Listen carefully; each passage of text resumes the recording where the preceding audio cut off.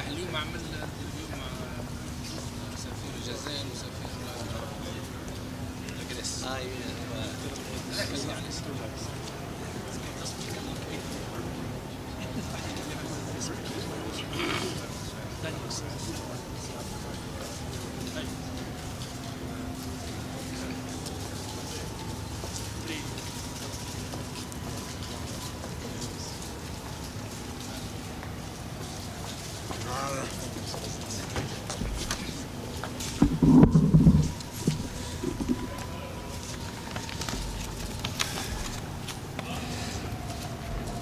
President Bourguiba, and distinguished guests, and ladies and gentlemen, I've enjoyed this opportunity to exchange views with one of the great liberators of modern-day Africa. President Bourguiba of Tunisia is a statesman whose influence extends far beyond the boundaries of his own country, a man of dignity and honor. And today he and I discussed issues of particular concern to our two governments and peoples, including developments in the Maghreb and the situation in the Middle East. The United States and Tunisia share common interests and common values, including a belief that international relations should be based on mutual respect, reason, and cooperation, not subversion and coercion. The United States remains firmly committed to the sanctity of Tunisia's territorial integrity and to the principle of non-interference in its internal affairs. We welcome the evolution of closer relations between the states of the Maghreb within such a framework. President Bourguiba and I also discussed the present state of affairs in the Middle East and the efforts to maintain more momentum toward a regional peace. Historically, Mr. President, you have supported a constructive approach to ending the turmoil that has plagued the region for decades. We hope you will again use your influence to support those who are taking the steps necessary for direct negotiations based on United Nations Security Council resolutions 242 and 338. As you know, the goal of this administration remains a just, lasting, and comprehensive peace, which will address the legitimate rights of the Palestinian people and provide for the security of all states in the region, including Israel. Mr. President, your visit reaffirms the underlying strength of the bond between us and the warmth of our friendship. It has been a great pleasure to review with you our past exemplary ties. We're confident that the goodwill between us will flourish in the years to come. Tunisia can rely on the continuing support and friendship of the United States of America.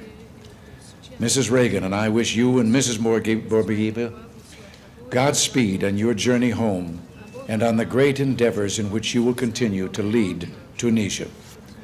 Thank you, and God bless you all. Vous n'avez rien dit de l'aide que vous m'avez promis.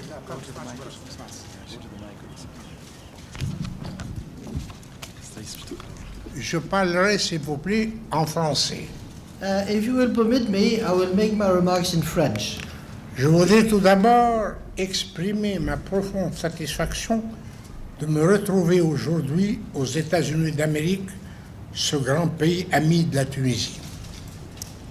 La visite que j'entreprends à l'invitation du président Ronald Reagan revêt pour moi une grande signification puisqu'elle vient souligner une fois de plus le caractère exemplaire des relations amicales qu'entretiennent depuis si longtemps la Tunisie et les États-Unis d'Amérique.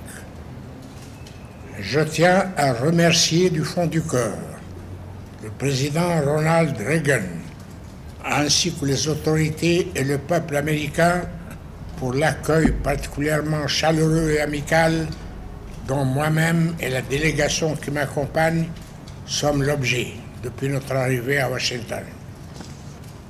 Je suis très touché par cet accueil exceptionnel exceptionnellement amical et très impressionné par la grande forme du président ainsi que par l'acuité et la perspicacité de ses analyses. Nous avons procédé ensemble à l'examen des relations bilatérales. Nous nous sommes félicités de leur évolution positive et sommes convenus des voies et moyens de les dynamiser et de les diversifier davantage. Nous avons également procédé à un tour d'horizon des problèmes internationaux et régionaux intéressant nos deux pays, et plus particulièrement la situation au Maghreb, au Moyen-Orient, en Afrique et en Méditerranée. J'ai plus particulièrement évoqué avec le président Reagan l'évolution du conflit israélo-palestinien. Depuis qu'en 1965, j'avais appelé les parties concernées au réalisme en acceptant la légalité onusienne comme base de règlement de ce conflit. 20 ans après, je demeure convaincu que cette démarche reste seule, honorable pour tous. Et bien, 20 ans après, les Arabes regrettent de ne l'avoir pas accepté. Lors du sommet de Fès, la communauté arabe a eu le mérite d'apporter son soutien à cette approche. Il appartient maintenant à l'autre partie, Israël, de se mettre enfin au choix d'une politique, de se résoudre enfin au choix d'une politique réaliste et pacifique. Il demeure que fidèle à sa politique de non-ingérence dans les affaires intérieures des autres et respectueuse du libre choix du peuple palestinien, la Tunisie apportera son soutien à toute initiative de paix que les Palestiniens jugeront la plus appropriée pour le recouvrement de leurs droits légitimes et l'instauration d'une paix durable et juste dans la région. Je voudrais à cet égard souligner combien, sur la plupart des questions évoquées, nos points de vue ont été convergents, ce dont personnellement je me félicite. Je suis heureux aussi de constater chez le président Reagan une volonté sincère d'œuvrer en faveur de la détente, de la paix et de la sécurité dans le monde. J'ai par ailleurs saisi cette occasion pour rappeler au président des États-Unis d'Amérique les principes essentiels et permanents de la politique étrangère tunisienne fondée sur le dialogue et la coexistence pacifique entre les États, sur le renforcement de la paix et la stabilité dans le monde et sur le soutien à toutes les causes justes. Je voudrais enfin souligner au président Ronald Reagan bonheur et santé et transmettre au peuple américain le message d'amitié et d'estime du peuple tunisien.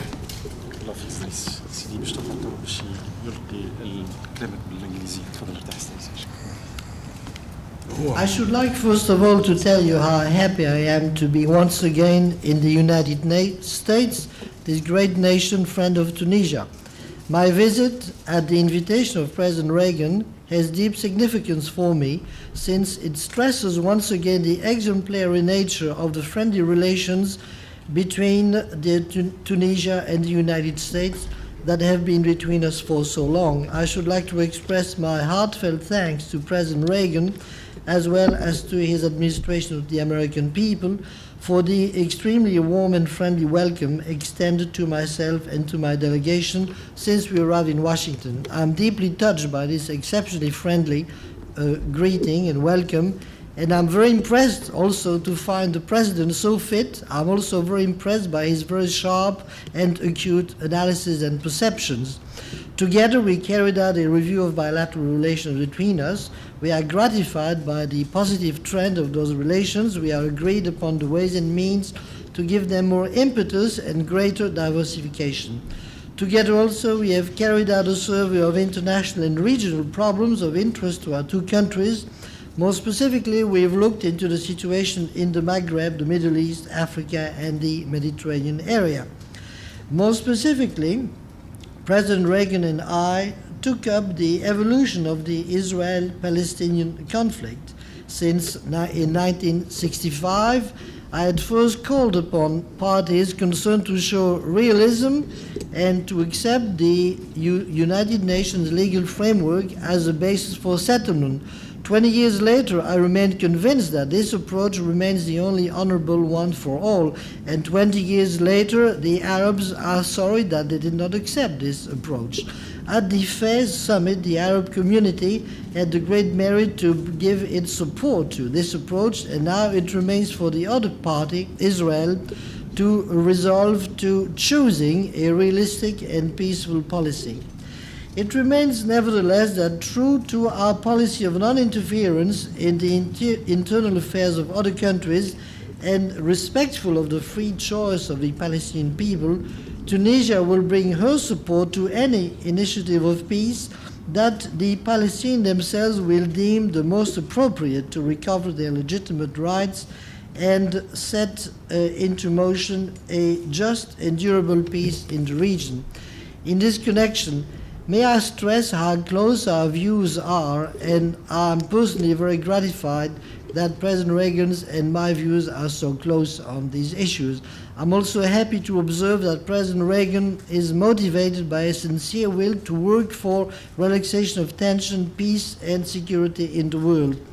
I also use this opportunity to recall to President Reagan what are the essential and permanent principles of the foreign policy of Tunisia, based upon dialogue and peaceful coexistence among states, strengthening of peace and stability in the world, and supporting all just causes. And finally, I should like to express to President Reagan my best wishes for his personal happiness and health, and ask him to convey to the American people a message of friendship and esteem from the Tunisian people.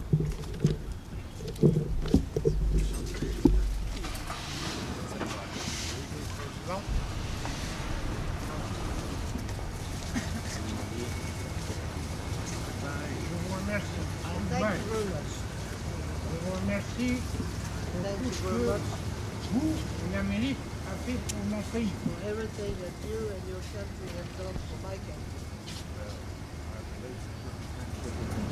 Nos relations et notre amitié continueront dans l'avenir. I certainly hope so. Ça se renforcer. And will become even stronger. Yes.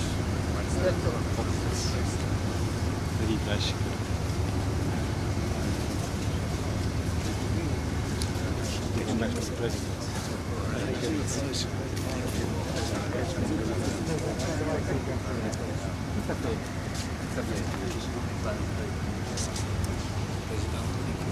Yes, Mr. President.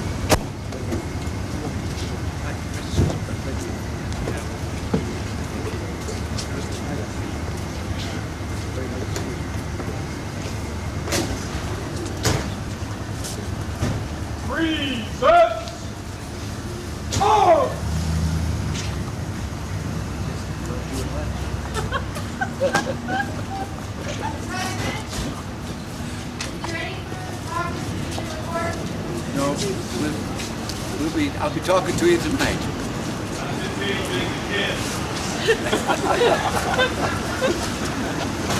I feel that way always.